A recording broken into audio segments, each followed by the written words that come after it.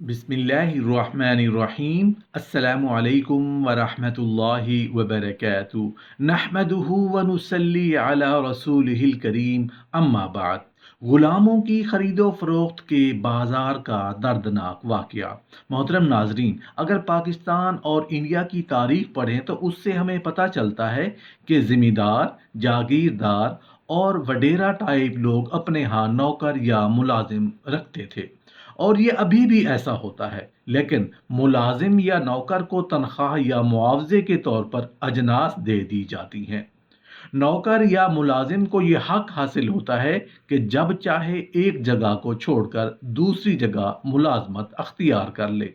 लेकिन अगर हम कदीम अरबी मुआशरे की बात करें तो उस ज़माने में मुलाजिम या नौकर खरीद लिए जाते थे और वो खरीदने वाले मालिक की मलकियत होते थे। ऐसे खरीदे गए मुलाजिम या नौकर को गुलाम कहा जाता है। गुलाम अपने मालिक की मर्जी के बगैर उसे छोड़कर कहीं और मुलाजमत अख्तियार नहीं कर सकता, क्योंकि वो खरीदा जा चुका होता है। अगर मालिक उसे अपनी मर्जी से आज़ाद करना चाहे तो ये उसकी अपनी मर्जी है, और गुलाम आज़ाद करने का इस्लाम में बहुत बड़ा सवाब है। कदीम अरबी मुआशरे में गुलाम रखना आम बात होती थी, जिससे लोग अपने घरों का काम काज और खेतों का काम करवाया करते थे। उन लोगों को दो शक्लों में गुलाम बनाया जाता था। पहली शक्ल ये थी कि उनको बुर्दा फरोशों के बाजार से खरीदा जाता था। जैसे आपने हज़रत यूसुफ अलैहिस्सलाम के बारे में भी सुना है कि काफिले ने हज़रत यूसुफ अलैहिस्सलाम को कुएं से निकालकर मिस्र के बाजार में ले जाकर फरोख्त कर दिया था। गुलाम बनाने की दूसरी शक्ल वो लोग होते हैं जो जंग में माले गनीमत के साथ मिला करते थे, जिनको कैदी बना लिया जाता था। फिर उन कैदियों को आपस में तकसीम कर लिया जाता था और उनसे काम लिया जाता था। ऐसे ही जो उनमें खवातीन होती थीं उनको लौंडी कहा जाता था, और उनसे घरों के काम लिए जाते थे, यानी उनको घरों के काम करने पर मामूर कर दिया जाता था। तीसरी शक्ल ये होती थी कि अमीर लोग किसी को तोहफे में देते थे। उनमें से सबसे कीमती कोई तोहफा जो होता है वो खूबसूरत या ताकतवर गुलाम या लौंडी होती है।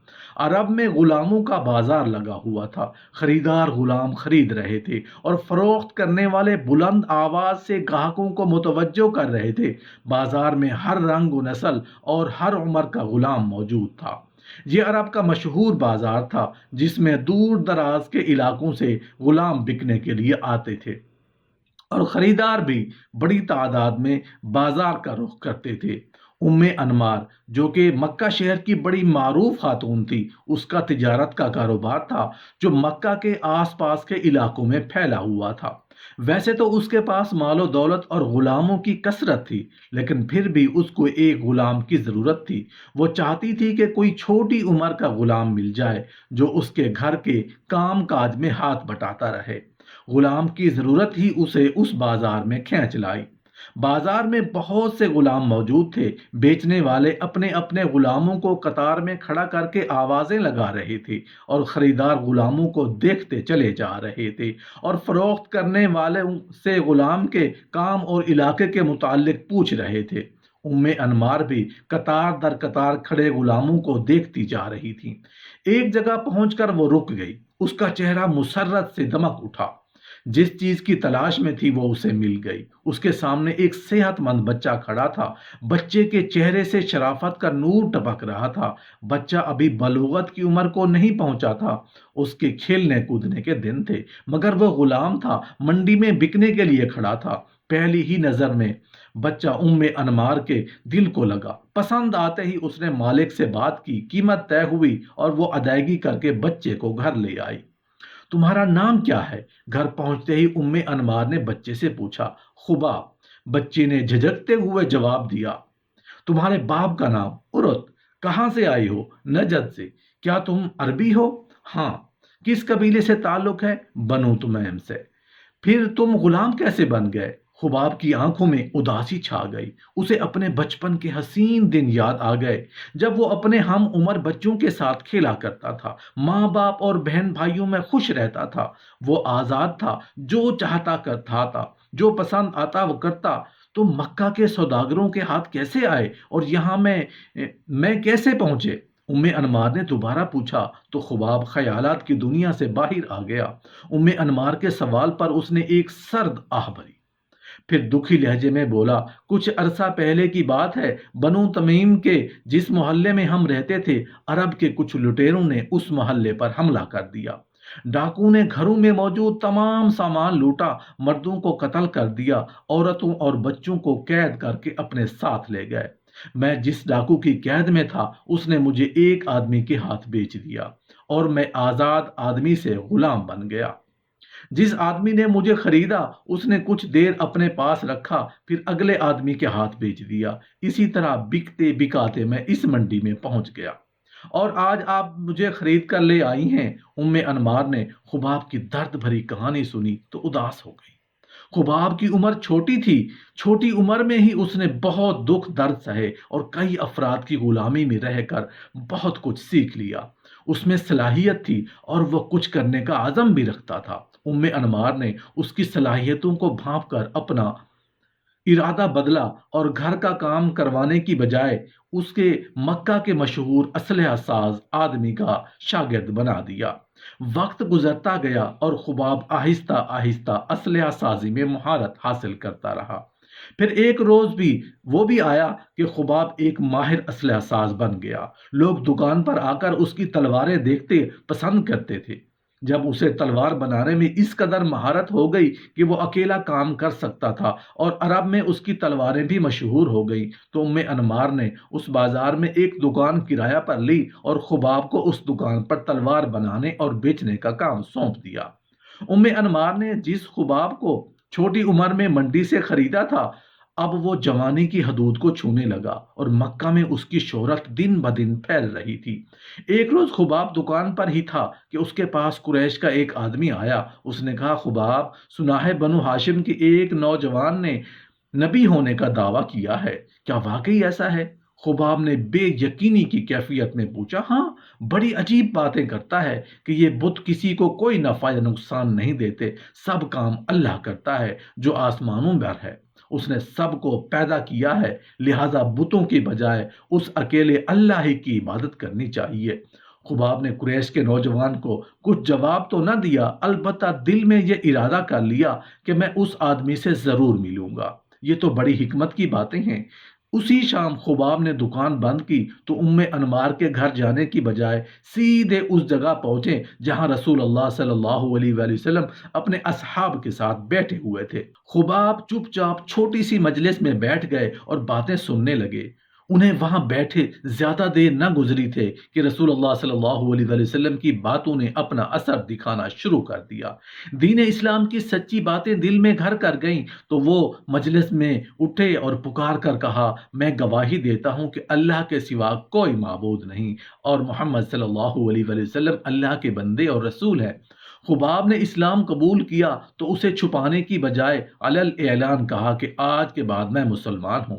یہ اعلان بنو خزاعہ کے ایک نوجوان نے سنا تو بھاگم بھاگ انمار کے پاس گیا اور کہا، انمار، تمہیں خبر ہے کہ تمہارے غلام نے کیا کام کیا ہے؟ کیوں، کیا کیا ہے خباب نے؟ خباب بے دین ہو گیا ہے، نوجوان نے بے دھڑک جواب دیا۔ سنتے ہی انمار کا چہرہ غصے سے سرخ ہو گیا۔ انمار اپنے بھائی صبا بن عبد العزا کے پاس گئی اور اسے تمام صورتحال سے آگاہ کیا۔ صبا بھی خباب کے ایمان لانے کی خبر سن کر سیخ پا ہو گیا۔ وہ اس وقت تیش سے اٹھا اور خباب کی دکان پر پہنچ گیا۔ خباب، سنا ہے تم بے دین ہو گئے ہو؟ نہیں، ایسی بات تو نہیں ہے، بلکہ میں تو اب دیندار ہوا ہوں۔ حضرت خباب رضی اللہ عنہ نے نرمی سے جواب دیا، کیا تم نے بنو ہاشم کے نوجوان محمد صلی اللہ علیہ وآلہ وسلم کی پیروی نہیں کی؟ صبا نے تل ملاتے ہوئے سوال کیا، ہاں، یہ بات تو ہے۔ اصل میں بے دین نہیں ہوا، بلکہ میں تو اللہ وحدہ لا شریک پر ایمان لایا ہوں۔ اب چونکہ میں ایک اللہ کو اپنا اللہ مانتا ہوں، اس لیے میں نے تمام بت بھی پھینک دیے ہیں۔ حضرت خباب رضی اللہ عنہ ابھی اپنا جواب بھی مکمل نہ کر پائے تھے کہ صبا نے انہیں مارنا شروع کر دیا۔ وہ خباب کے اسلام کا یوں اظہار اپنے خداؤں کی نفی برداشت نہ کر سکا۔ صبا کے ساتھ جو لڑکے آئے تھے، انہوں نے بھی جو ہاتھ آیا دکان سے اٹھایا اور حضرت خباب رضی اللہ عنہ کو مارنا پیٹنا شروع کر دیا۔ حضرت خباب رضی اللہ عنہ کو ہر طرف سے گھونسوں ڈنڈوں لوہے کی سلاخوں سے پیٹا جا رہا تھا، اور ظالم نے انہیں اس قدر مارا کہ وہ اتنی مار برداشت نہ کر سکے، لڑکھڑا کر گرے اور بے ہوش ہو گئے۔ ان کے جسم پر ہر طرف خون کے نشان تھے، زخموں کے نشان تھے، اور ان سے خون بہہ رہا تھا۔ حضرت خباب رضی اللہ عنہ اپنی دکان پر بے ہوش پڑے تھے۔ انہیں اسلام قبول کرنے کی وجہ سے پڑنے والی مار کی خبر پورے مکہ میں گھوم رہی تھی۔ ایک غلام کی جرت اور انہیں یوں مارنے پر جو سنتا وہ حیرت میں ڈوب جاتا۔ قریش کے سرکردہ لوگوں تک خبر پہنچی تو وہ بھی حیران ہوئے۔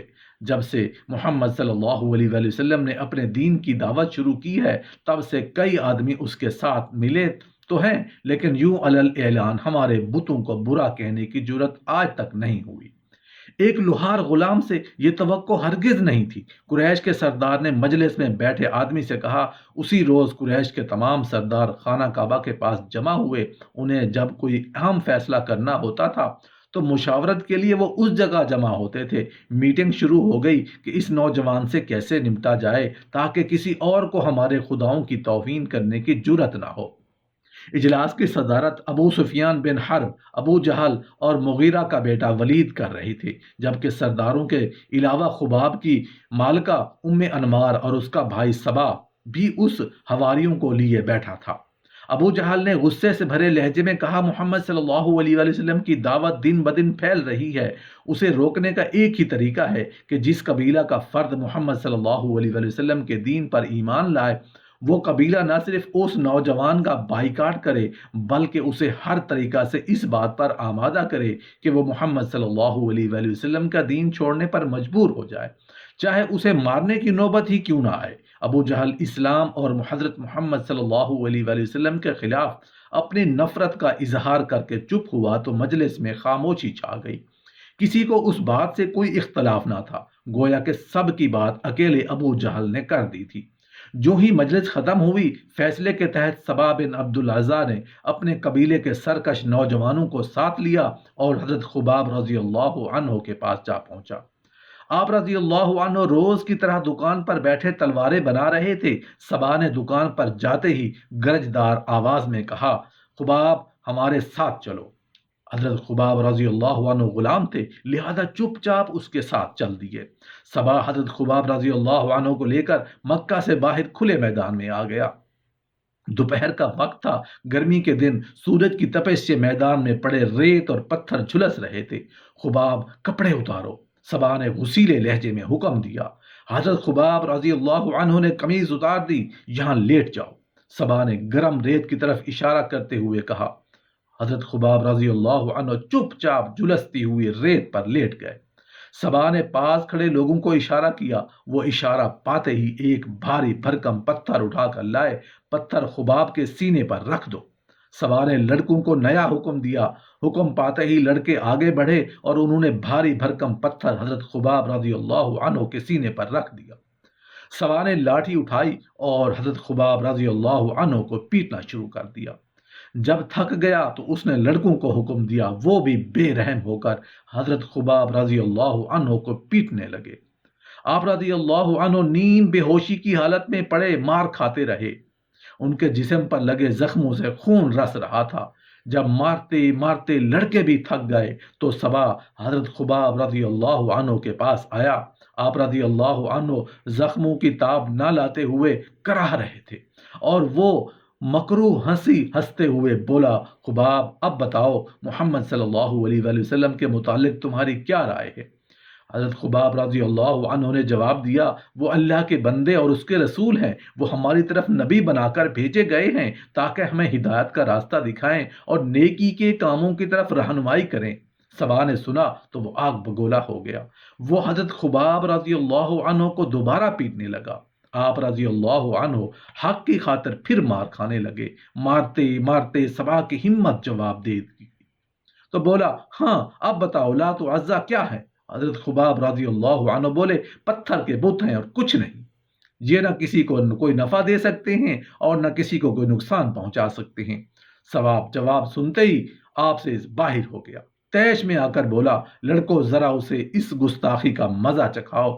نوجوانوں کا ٹولہ حضرت خباب رضی اللہ عنہ پر پھر ٹوٹ پڑا اور انہیں گھونسوں سے، سلاخوں اور پتھروں سے پیٹنے لگا۔ آپ رضی اللہ عنہ مار کھاتے کھاتے بے ہوش ہو گئے، ان کے جسم سے خون بہنے لگا۔ حضرت خباب رضی اللہ عنہ استقامت کا پہاڑ بنے، مار کھاتے اور اسلام پر ڈٹے رہے۔ صبا اور قریش مکہ کا یہ روز کا معمول بن گیا۔ سورج جو ہی تپتا اور اس کی گرمی سے ریت گرم ہوتی، صبا حضرت خباب رضی اللہ عنہ کو روز میدان میں لے جاتا اور انہیں گرم ریت پر لٹا کر ان کے سینے پر بھاری بھرکم پتھر رکھتا اور پیٹنا شروع کر دیتا۔ ایک روز حضرت خباب رضی اللہ عنہ اپنی دکان پر بیٹھے ہوئے تھے کہ رسول اللہ صلی اللہ علیہ وآلہ وسلم کا اس بازار سے گزر ہوا۔ حضرت خباب رضی اللہ عنہ بہت خوش ہوئے، دکان سے باہر آئے اور آپ صلی اللہ علیہ وآلہ وسلم سے باتیں کرنے لگے۔ اسی دوران ان کی ملکہ انمار ادھر آ نکلی۔ اس نے اپنے غلام حضرت خباب رضی اللہ عنہ کو حضرت محمد صلی اللہ علیہ وآلہ وسلم کے ساتھ باتیں کرتے دیکھا تو تل ملا اٹھی۔ جو ہی پیارے نبی رسول اللہ صلی اللہ علیہ وآلہ وسلم گئے، وہ غصے سے بھری ہوئی اپنے بھائی صبا کو ساتھ حضرت خباب رضی اللہ عنہ کے پاس آئی اور انہیں وہیں پیٹنا شروع کر دیا۔ صبا نے آپ رضی اللہ عنہ کو پیٹنا بند کیا اور دکان کے اندر گیا، بھٹی سے گرم انگارے نکالے اور انہیں زمین پر بچھایا اور حضرت خباب رضی اللہ عنہ کو دہکتے ہوئے انگاروں پر لٹا دیا۔ حضرت خباب رضی اللہ عنہ تکلیف کی شدت سے بے ہوش ہو گئے۔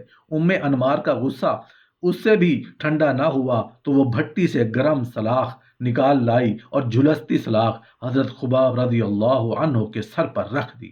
انمار کا ظلم اس قدر بڑھا کہ وہ آئے روز گرم سلاخوں سے آپ رضی اللہ عنہ کا جسم داغنے لگی۔ صبا انہیں دہکتے انگاروں پر لٹا کر پتھر رکھ دیتا۔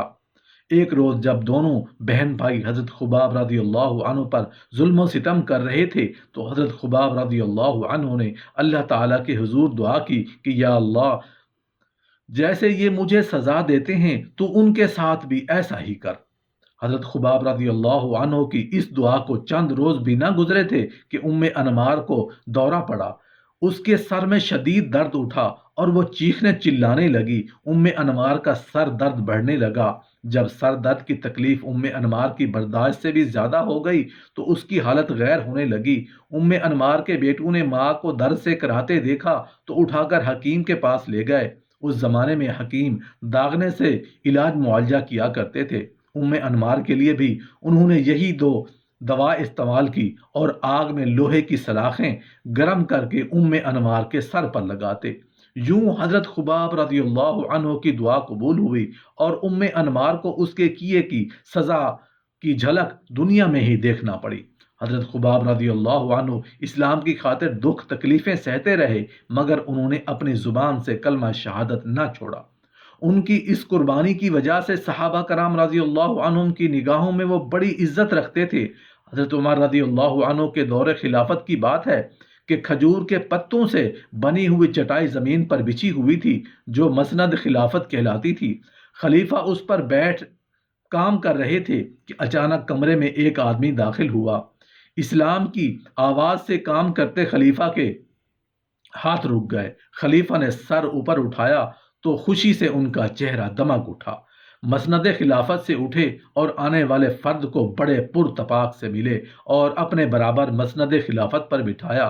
پھر آہستگی سے بولے، اس مسند پر بیٹھنے کے حقدار دو افراد ہیں، ایک بلال اور دوسرا خباب رضی اللہ عنہ۔ اللہ پاک سے دعا ہے کہ ہمیں رسول اللہ صلی اللہ علیہ وآلہ وسلم کی سچا پکا امت بنائے، اور صحابہ کرام جنہوں نے دین کی خاطر اپنی جانوں کے نذرانے پیش کیے، مصیبتیں برداشت کیں، اللہ پاک ہمیں ان کے نقش قدم پر چلنے کی توفیق عطا فرمائے۔ آمین یا رب العالمین۔